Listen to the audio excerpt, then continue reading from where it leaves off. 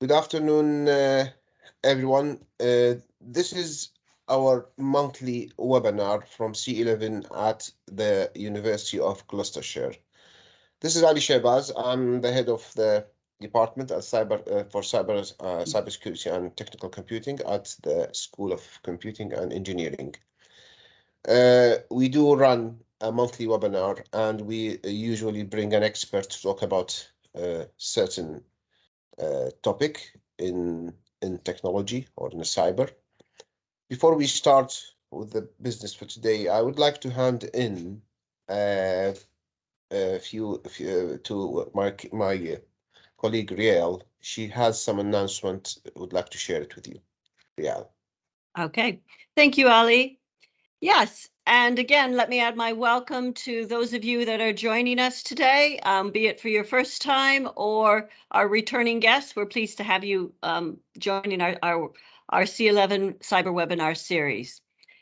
This one is called Preparing for Impact of Emerging and Advanced Technologies. And in a couple of minutes, we'll ask Ali to go ahead and give us a bit of background about our speaker today. But before we get started, again, I'm the Business Development Director for C11, our Cybersecurity and Digital Innovation Center. We're part of the University of Gloucestershire, but we're based outside of Cheltenham and Gloucester on the banks of the Severn. So it's the beautiful banks of the Severn River looking across to Wales. We've got stunning views out here, except for today where we are absolutely covered in fog and you can't see more than 2 inches in front of you. But C11 is a conferencing, teaching, and learning center. We've been specifically designed to meet the needs of the cyber and related industries. We offer everything from hot desking, PC labs, incubation space, and office rental space. And in addition to that, we support our academic colleagues in the computing faculty in the delivery of research and critical industry information to support the needs of our regional businesses, national businesses, and growing international actual community. So if you'd like to find out more about C11, I'll put some details in the chat in a couple of minutes. Before I turn it back over to Ali, I did want to make one comment about our next webinar, which will be held at the end of January on the 26th, Thursday the 26th, slightly earlier time. It's 12:15 to 1:15. But our speaker for our next webinar is going to be a senior executive from the National Cybersecurity Center. Now, for those of you that attended our cyber symposium last July, you'll recognize this speaker as the gentleman that did the outstanding job as one of our keynotes at our symposium, talking about the protection of critical infrastructure. We're going to take it a little bit forward this time, and his focus for next month's webinar will be on the management of cyber threats into our supply chain networks. So it's bound to be a good one. These will not be recorded. This webinar will not be recorded next month, given the nature of his information and his background. So if you're interested, please plan to attend. So with that, I'll turn it back over to my colleague Ali for a bit more about today and the introduction of our speaker. Thank you, Ali. Thank you, Riel. Thanks for the announcement. Back to our speaker today. As Riel mentioned, it's today the webinar is going to be a topic. It's about impact of digital and emerging technology. And Martin is going to tell us more about it. He's the expert. But I would like to just go through Martin's experience for many years now. He's associate professor in information technology at the School of Computing and Engineering at the University of Gloucestershire. Martin gained his BA and MA degree at Durham University and his PhD at Nottingham Trent. And before joining Glaxo Pharmaceuticals, he led the end-user computer department and managed the development of computer-based training for sales representatives and business systems users. Further careers highlighted including 12 years at a drink company HP Balmer. Now it's a Heineken Group, including 10 years as head of IT. Then Martin later returned to academia at Gloucestershire at the university to lead the development of KTP, which is the knowledge transfer projects. And then working at the regional area with the businesses in critical business skills.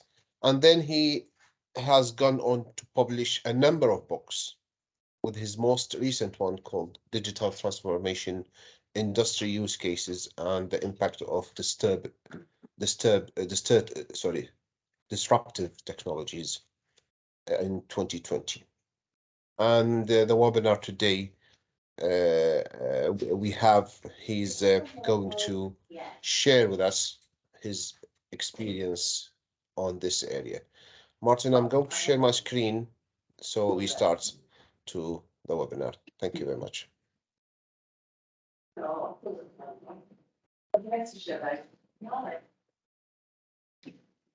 Right, thank you, Ali, and good afternoon, everyone. Good afternoon. We can hear you. Sorry, I've just... Okay. Have you got PowerPoint? Let's get it in run mode. Do you want to put it in run mode? There we go. Okay, so welcome to everyone.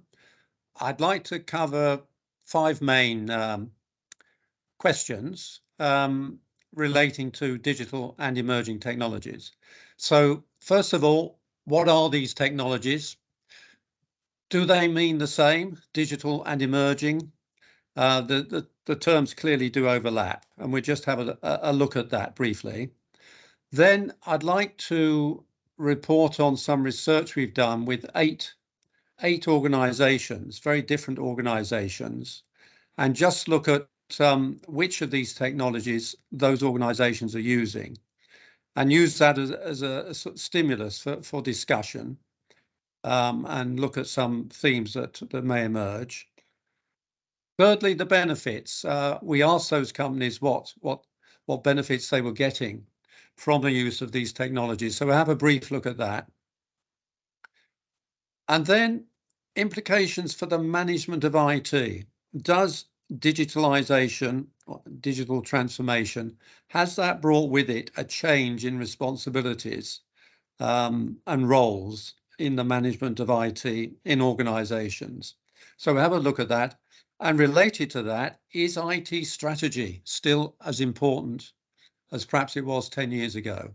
Or are we seeing some change in the nature of IT strategy? Now, the focus here is very much on organisation, so I'm not looking at the broader societal facts and impacts. I'm not looking at that today. We're looking at industry in the main. The other point to make now, I think, is this is a round table. It's a big round table, I guess, but I welcome any interventions as we go through this. Obviously, you can use the chat and write them down, the chat function. But if you want to switch on your microphone and just ask a question as we're going through, I'm very happy to take those questions. And I'll pause after a couple of slides and just see if anyone wants to make a comment. We've got about 10 to 12 slides, so your contribution would be welcome as we go through. Okay, Ali, next slide, please. The technologies, what are they? Digital and emerging. Now, if we focus on the left-hand column, first of all, digital technologies, about 5 to 10 years ago, I think IBM came up with this term SMAC, S-M-A-C, as representative of the digital technologies of the day. So SMAC being social media, mobile, analytics and cloud. And those were seen as the main 4 digital technologies for some time. More recently, BRAID, B-R-A-I-D, is a further acronym that is used for representing the more recent digital technologies, so blockchain, robotics, artificial intelligence, AI, the Internet of Things, and then this sort of group, which I think started with 3D printing, 3-dimensional printing. It sort of expanded into what's often called digital fabrication. So that probably includes digital twin and even augmented reality and virtual reality. So those tend to be packaged in there, and they're particularly used in manufacturing companies. Obviously, digital fabrication. So those are the 9 technologies that are normally considered as digital, and I'll be using those as sort of key to what we talk about today. But if we look at the right-hand column, emerging technologies, there's a clear overlap. So if we start at the bottom, you know, there's various perspectives on this. What are emerging technologies? But generally, if we start at the bottom right, Industry 4, and linked to virtual reality and augmented reality, is pretty much the same as digital fabrication. There's a big overlap there. Internet of Things is also seen as an emerging technology. This term edge computing crops up as well, which really means processing the data at the point where it is collected by Internet of Things devices, rather than pumping the data up into the cloud and processing and reporting on it there. So you have this sort of emerging hierarchy of the cloud, where data is stored and can be processed, but then you can also process and report on it out in where it is collected. And there's also this term fog computing, which is somewhere between the edge and the cloud. And that's another concept that's come in linked to emerging technologies. AI and machine learning is also very much seen as an emerging technology. Robotics also. And this term hyper-automation is seen now, and hyper-automation is really a combination of robotics and artificial intelligence and machine learning. So we see that as well. Blockchain, again, very much seen as an emerging technology, sometimes called distributed ledger technology, because one of its main applications is in very secure ledger applications. Then we come to some slightly different things. EdTech, educational technologies, is often cited. I won't be talking much about that today, but that has a major impact on how we teach, virtual classrooms, distance learning, etc. Predictive analytics is a subset of analytics and big data. So predictive analytics is normally seen as an emerging technology. Cybersecurity also. Now, cybersecurity is not really, in my view, a technology at all. It's a mix of technologies and a combination of processes, but you do see it listed as an emerging area.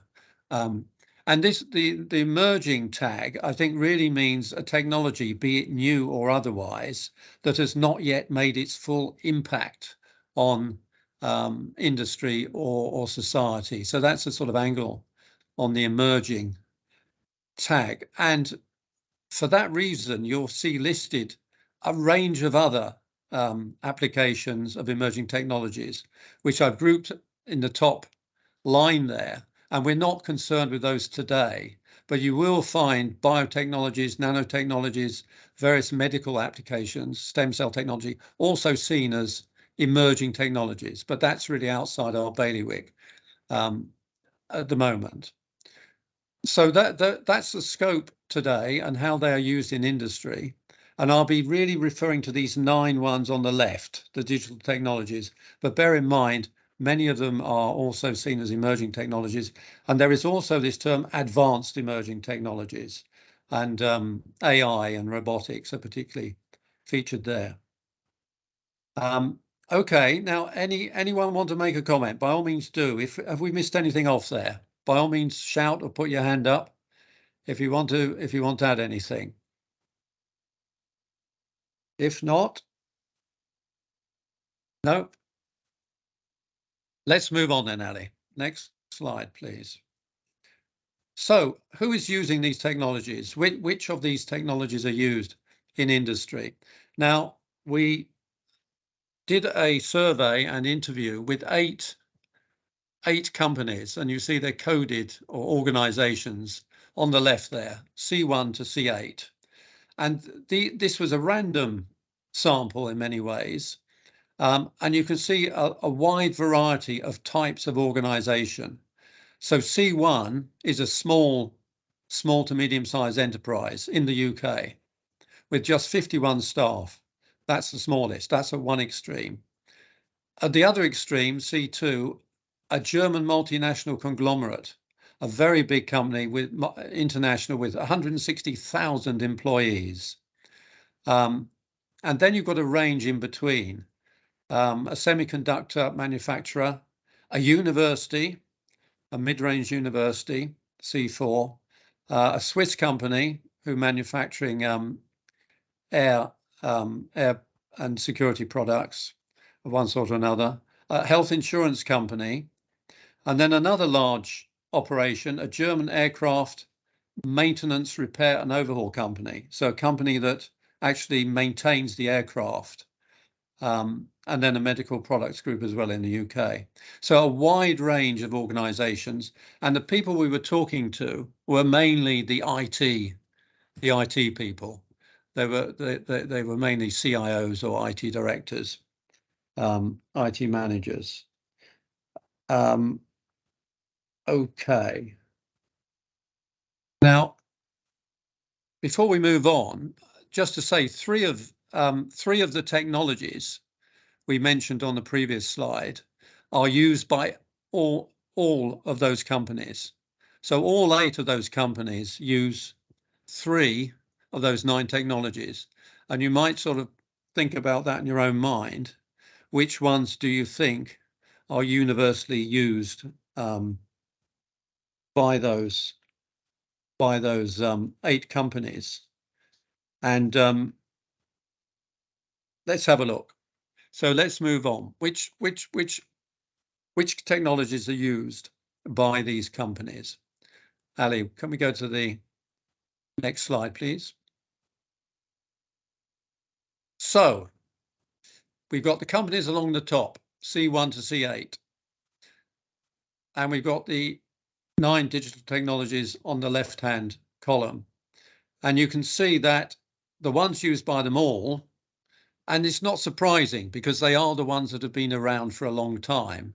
So social media is used by all 8 companies, mainly in the marketing and human resources areas.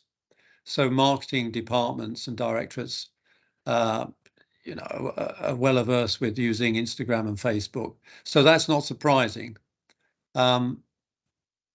Mobile, similarly, been around really for 2 decades or more, although it's still seen as a digital technology, which it is. But not surprisingly, all 8 companies are using mobile. And then cloud. Now, I think Neil's just suggested, or one of our colleagues has suggested, surprised to see all of them using cloud, but they were, even the small SME, which is C1. So all 8 companies using cloud as well. The ones least used, and again, perhaps not a surprise, blockchain. So if we go down there to blockchain, only 2 of the 8 organizations are using blockchain. Robotics, we've got 5 using, mainly, I think, the manufacturing related companies, the 3 manufacturers. But the others, a fair spread. The majority of those technologies are used by the majority of the organizations. So quite a lot of take up. If we look at now the columns, which companies, organizations are using all 9 technologies, you can see C2. Now that is the multinational conglomerate, German multinational conglomerate, 160,000 staff are using all 9 technologies. And similarly, C7, which is the aircraft manufacturer, the second biggest company in this group, 20,000 employees. So I think those are the only 2 using all 9 technologies. So it's not a great surprise, but it does point to the importance of resources, human resources and financial resources in implementing digital technologies. It's not a simple task. It obviously requires proper project management, possibly starting with pilot, a use case, often involving user staff. So the point there being that human financial resources are required, and the larger companies are more likely to be able to find those resources. By all means, any comments, questions, ask them as we go through. Okay, let's move on. Let's just get a profile of benefits. Ali, next slide, please. Now, this is just one of those companies. This is the aircraft maintenance, repair and overhaul company. This is an example of what they're used for, these different technologies. And we just admit that's right. So social media, typically, okay, again, it's really marketing and HR for image films for this large aircraft company. I'll just highlight a few of these. Robotics, use sixth one down there, I think. Robotics used for the maintenance, completion, repair of airplane parts. So you could imagine, robotics helping repair airplane parts. Artificial intelligence has been used since 2018 for a range of applications. Internet of Things, facilities monitoring, so IoT devices for monitoring heat, moisture, light, etc., very typical. And digital fabrication for the maintenance and repair of airplane parts. And those sort of uses, were replicated in most of the companies. So that's the type of uses. Linked to that, benefits. Let's just have a quick look at benefits. Ali, if we can just move on one. Now, this is a bit complicated, this slide, but you can see across the top, we've got the 9 digital technologies, and the companies C1 to C5 are replicated in the cells there of the matrix. So we can see which companies are achieving which benefits from those technologies. And this particular questionnaire was orientated towards sustainability. But let me just start at the bottom 2 rows.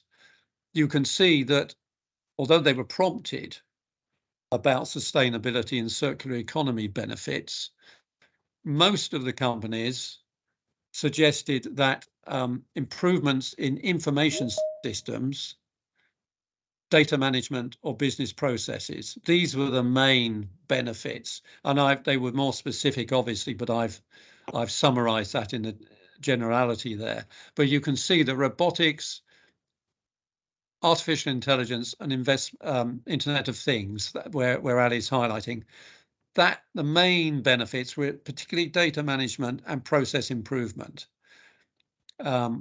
which is the main driver of implementing those technologies, and those were seen as the main benefits.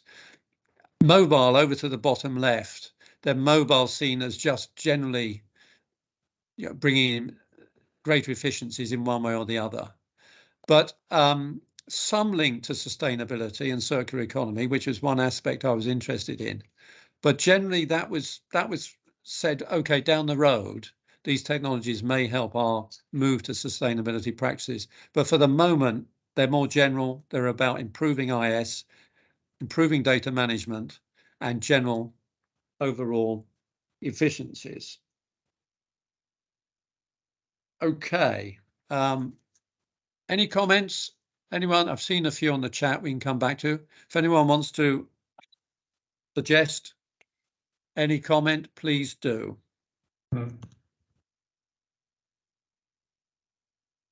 If not, I will move on then. Let's move on. Now, implications for the management of IT in organizations.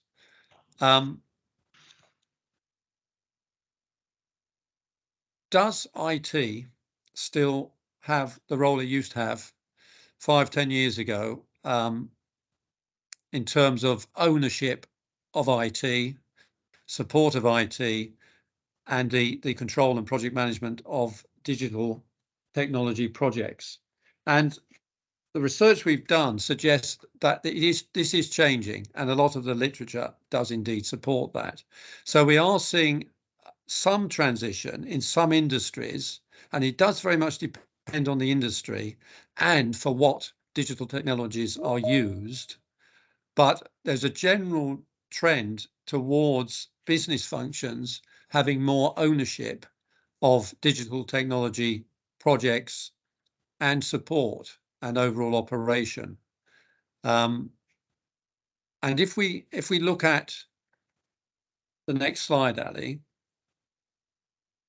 we asked those 8 companies, what was the impact of digital transformation on the management of IT in their organizations?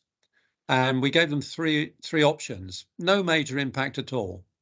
So digital technologies are like any other. They're assessed and planned for, and IT continues to support them and manage related projects.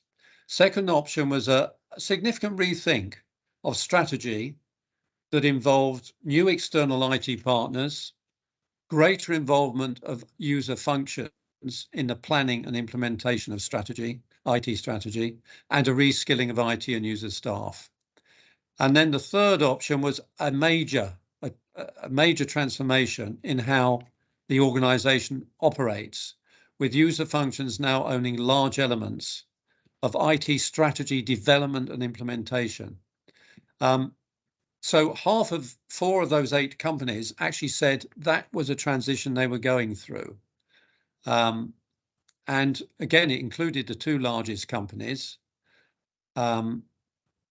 It also, I think, reflected those companies where digital technologies are actually used in the products or the customer-facing services that the company or organization offers. So if digitalization is really impacting the product you're trying to sell, then it's more likely that the ownership of those digital projects will move into the user functions. And you can see there's an obvious logic there. And that's happening in half of those companies. 2 of them, you can see at the bottom, gave another perspective. The small SME on the left, C1, said they had been so impacted by COVID and had a major cyber attack that almost wrecked the company, that they were really okay. They were thinking of moving more to the cloud, but in terms of ownership, they hadn't, of IT, they had not really considered that. And the other one was the C3, that is the semiconductor manufacturer who were very conservative, trying to chase down shadow IT, which is really end user functions running IT, but not doing it with formal recognition. And they hadn't really considered it further at the moment. But there clearly was a clear shift from the IT function into business line management in terms of IT ownership. And if we skip to the next slide, please, Ali. This is further research we did into the German automotive industry. And we looked at 19 experts, practitioners working in a wide range of automotive companies. And here the picture is very clear that you can see here that the blueprint that is applying to many of these companies, the green areas, top and bottom, are what remains of the IT responsibilities, and the bluish in the middle is what is being devolved to the business lines. And the key issue here is about whether digitalization is competition differentiating innovation.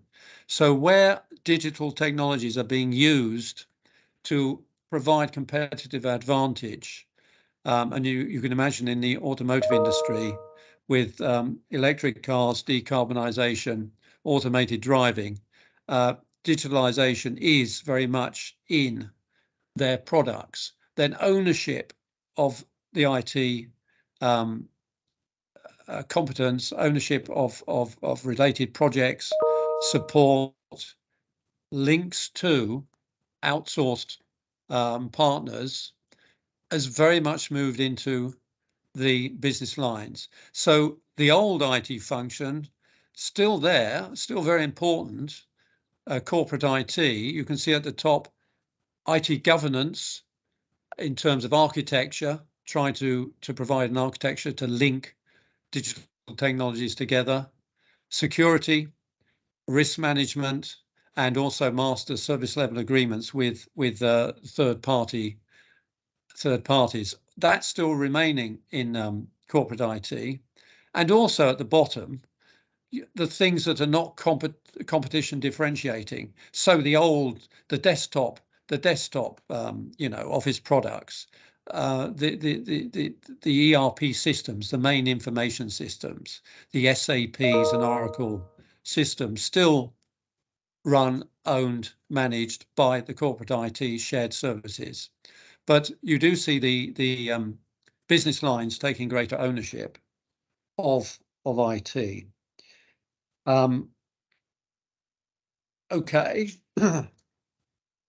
Now you might want to comment on that, if not now, then later, whether that's happening or you're seeing that happening in your own industries. Okay, let's move on.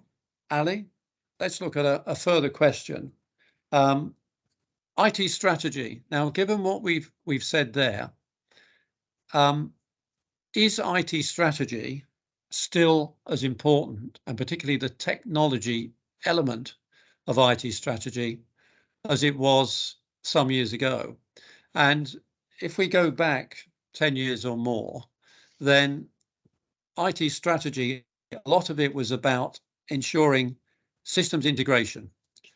And that was, the push for integrated ERP, enterprise resource planning systems, trying to get them all from one supplier like SAP or Oracle or Infor, or if you didn't, making sure they could fit together, perhaps using APIs, application program interfaces. And underpinning all that was the need for one view of data, one view of the truth, as SAP used to say. So trying to ensure that you didn't have islands of data, you didn't have systems that didn't talk to each other, so that you did not have different data definitions, that you had one common view of your customer, your products, any projects you were doing, and you could find that data in one place and report on it consistently. So the question is this still as important, or are some companies thinking perhaps in a slightly different way, that the strategy is more about using digital technologies to support and provide better customer service in particular, and let the integration issues look after themselves? And I think there is some evidence of this in some companies and some organizations. In other words, if we have problems with integration and connectivity down the line, having implemented a range of digital technology projects, then we will use the technology itself, using these APIs, application program interfaces, in the cloud, typically, middleware, bus layer software. They're all communications and connectivity solutions, possibly, to disparate technologies, different technologies, and non-integrated technologies. And there is some evidence that is happening. And if we look at the next slide, Ali, as an example of that, it is more a nuance. And I think this is very true in the hospitality sector, where perhaps we haven't had the sort of history of a tight IT strategy that we perhaps have in other industries, like, for example, the pharmaceutical industry, where compliance and control are very important. But I asked a senior IT manager recently about this, and their strategy was very much focused on using digitalization to enhance customer service and the customer experience. That was their main driver. Okay, bring in overall efficiencies as well if you can. Progress digitalization on a project by project basis, but don't worry too much about data consistency, data reporting in terms of strategy. Consider more that these issues, if we have problems down the line as regards the need for consistent data reporting, that the technology itself will be used to sort those problems out. Now, I think the jury is out on this. I think that is a bit dangerous myself. I think some companies who digitalize, at the leading edge, pioneers, without giving due thought to integration and connectivity issues, may be storing up significant problems for themselves down the line. But so there's no answer to that one. But I do think some companies, at least IT strategy perhaps isn't less important, but the nature of it is very much changing. And we might come back to that in a bit. Now, if there's no questions at the moment, what I'd like to do, I think just as a change of pace, is just show 5 minutes of a YouTube video. And let me just introduce this. This is a company from the hospitality sector. It's in Macau. So just opposite Hong Kong, there over the Parrot River. You might not know Macau, but there's a large MGM, have 2 large hotels there. One of them is called MGM Cotai, and they have very advanced digital technologies in some ways. And this clip gives us 5 minutes of one of their projects to implement a new theatre, a digital theatre, and it just shows the extent of their implementation of digital projects. And the interesting thing here is this is still very much owned by their IT department, their digital and technology solutions department. So let's just have a look at this, and then we'll finish off with perhaps a summary slide. Okay, thanks, Ali. So we move on to the next slide. I think that just gives a flavour. Obviously, that's an extreme case, but it shows the type of skills that digitalization may require. Certainly, I think most organizations will need to reskill. The other thing, as I said, that is interesting, I think, is that project is still very much within the IT department. Obviously, it's co-sponsored with marketing there, and of course, it's using a third party, Electrosonic, to do quite a lot of the development. But they actually sent 2 of their staff, their own IT staff, MGM, their China holdings, to be reskilled to allow them to support the spectacle theatre project. So I think just finally, preparing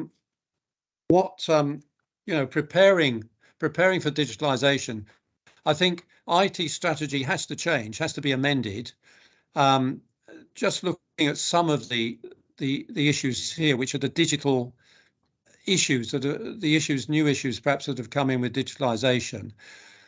I think strategy has to look increasingly outside of your organization. So there are more external links. Cloud obviously pulls you out, dealing with third parties, but platforms and ecosystems, you may be involved in platforms and external ecosystems. We've talked about edge computing and fog computing, and technology radar, looking at what is on the horizon, has been important for many years, but obviously it remains particularly important. And I think there are 3 aspects, obviously, to strategy, at least 3, but technology, people and processes excuse me, should all feature in an IT strategy.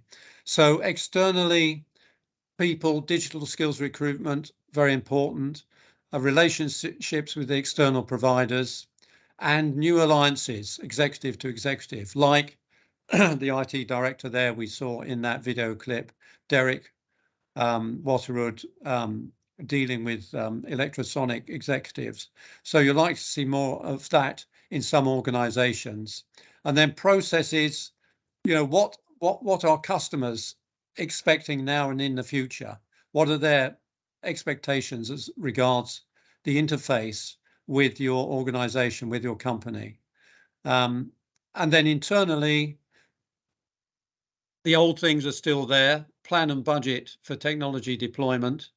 Obviously, that's that remains. Use cases. Now, use cases is really just piloting new digital technology projects with user staff. Enterprise architecture has got to be important because of this concern over connectivity and integration. Data management, cybersecurity, ethics, all of those remain of high importance. People, new competencies, both within the IT function and within the end user departments, and new roles. You see now CTOs, chief technology officers, sometimes not in IT, chief data officers, again, sometimes outside of the IT function, depending on the degree of transition there's been. And processes, working with user departments, collaborative development, and probably using agile methodologies. So the old sort of clunk-click methodology of developing systems and delivering projects now probably has to be more agile in the digital era. Okay, well, that's my slides done. So I think we've got some time, and I think we can take any questions now. Thank you.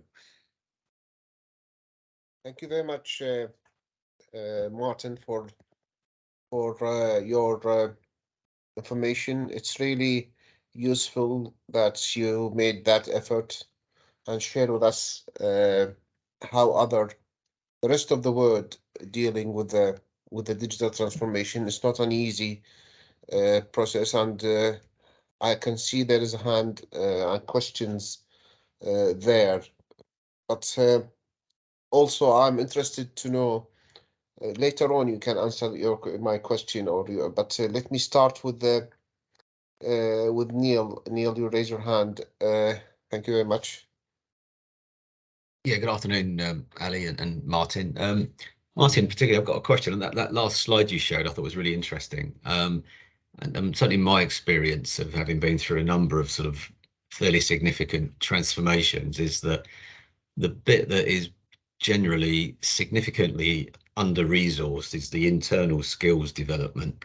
And even in terms of integrating the internal functions with the way that systems are developed, the language and the methodologies that systems engineers and IT professionals use is still quite different to the language of the sort of the man in the street, as it were.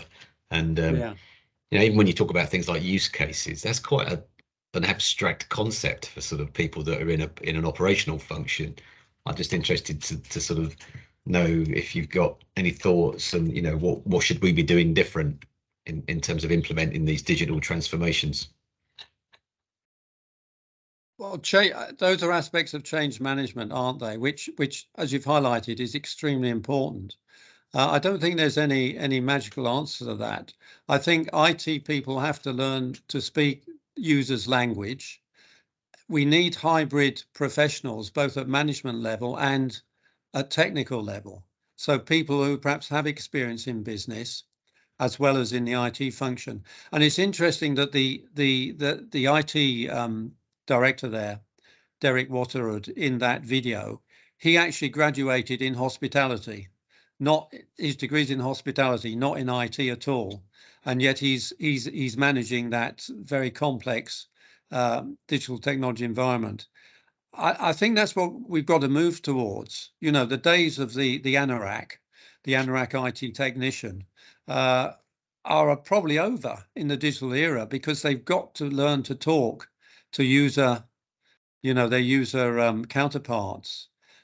I don't think there's any, magic wand. I think that needs building into the strategy, into an IT strategy that is not just about technology. It's about people, skills issues, and it's about process change. And it has to be planned for. And it has major implications for recruitment. And I think several of the companies we've talked about have highlighted that as a key problem for the future, recruiting the right people to manage. I mean, what you can try, of course, is circulating your staff out into user functions if you're a big enough company. Yeah, to put your IT support analyst, put him in the user function for 6 months to support the end user systems and talk to the people who are using those systems. So that's one tactic, that's worth trying. And similarly at the management level, of course, rotating management between IT and the business lines is a pretty useful development. Yeah, no, great, thank you. Okay. Thank you, Neil. There is another hand I have from Madhu. Madhu would like to ask a question. Hi, thank you, Ali. Thanks. First of all, really thankful for giving this. Madhu, it's very hard to hear you. It's your voice is. Can you make sure about the mic? Hello. Yeah.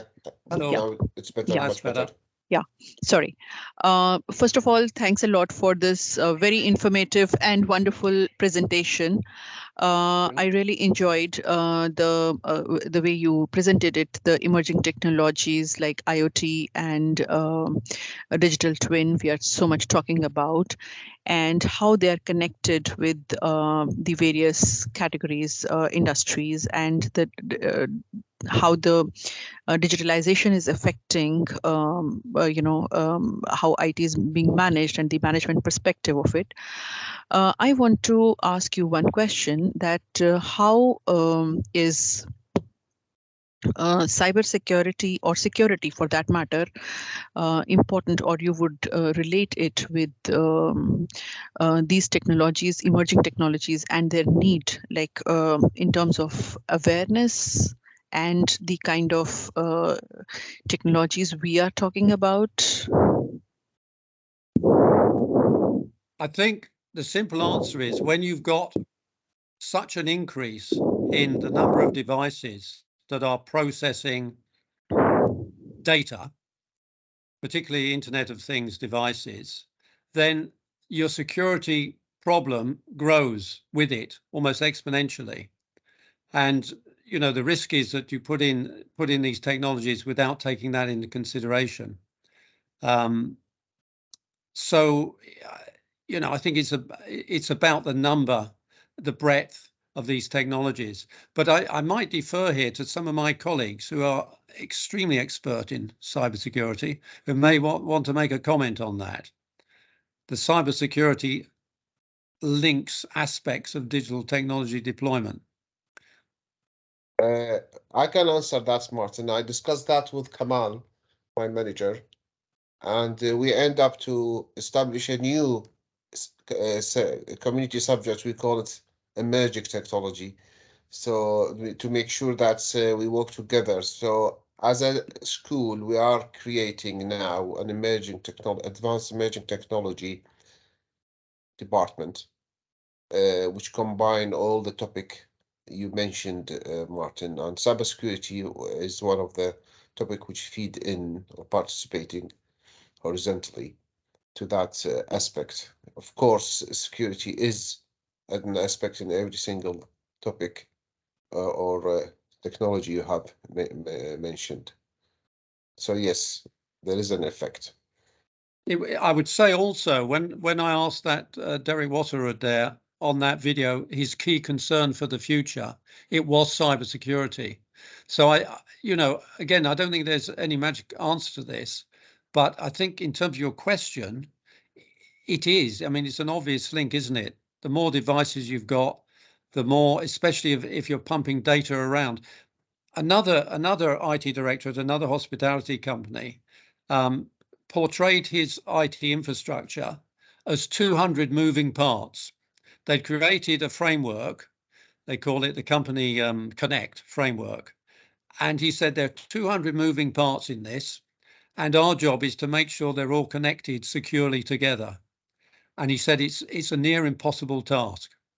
And that's sort of part of the challenge that many of these IT functions now have.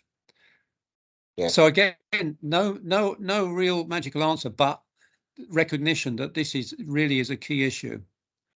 Okay, thank you. Come in very quickly, Ali, if that's okay. Yes, Kamal. Yeah, I just come to you. Yeah, please. Thank you. I wouldn't call myself an expert in cybersecurity by any stretch of the imagination, but I get called to talk about this subject more often than I would like to. But the question is very pertinent, and it's very much related to the conversation you were having. Apologies for coming late. I was at another meeting, Martin. You mentioned three areas: the technology, the people, and policies and procedures. In a nutshell, cybersecurity has to be weaved into these three, and it has to be done not as an afterthought.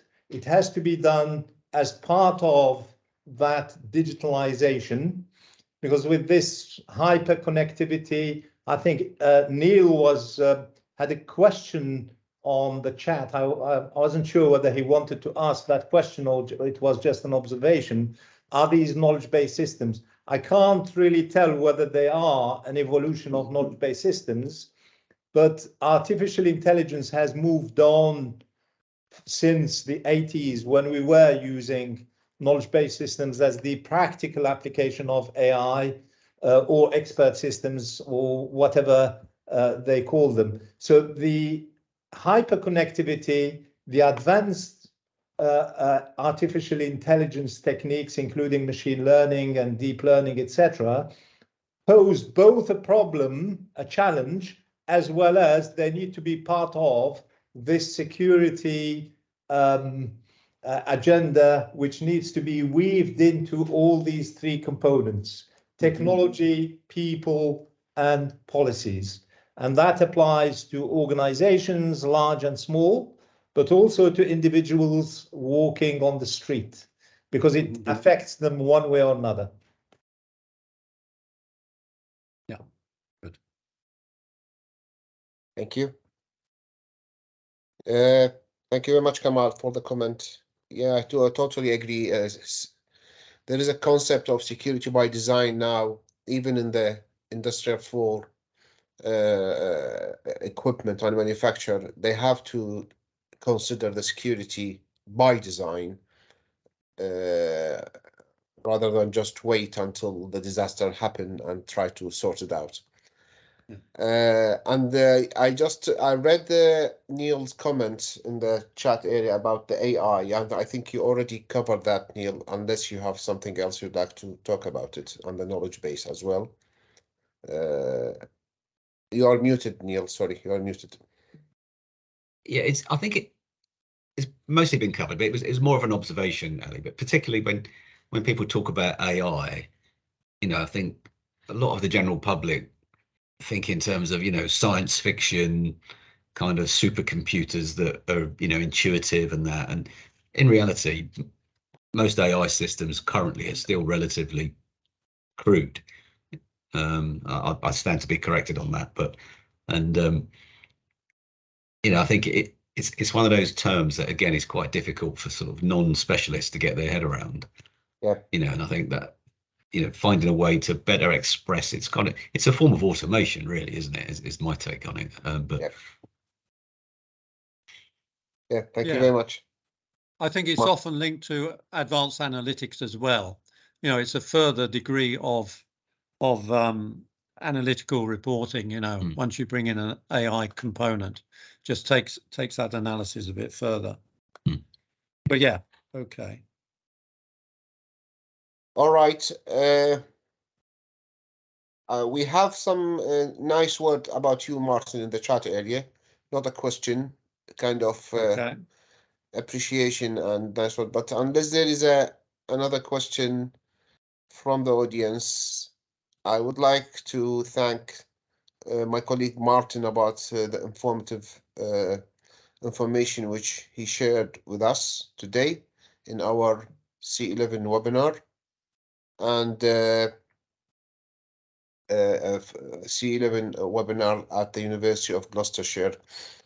So please join me and congratulate and thanks our colleague Martin about his effort, and many thanks, and looking forward for the new book and the new journal you're preparing for. And just for our audience, just to be clear, though, that PowerPoint will be made available to them if they wish, I think. Yes, Rael?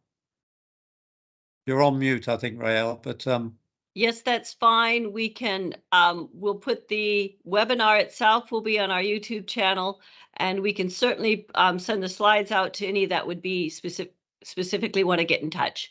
I will again put some contact details into the chat. excellent. So thank you very much. Okay, thank you all very much. Have a nice day, everyone. Yeah, cheers. Thank you. Bye. Have a good day. Bye now. Bye.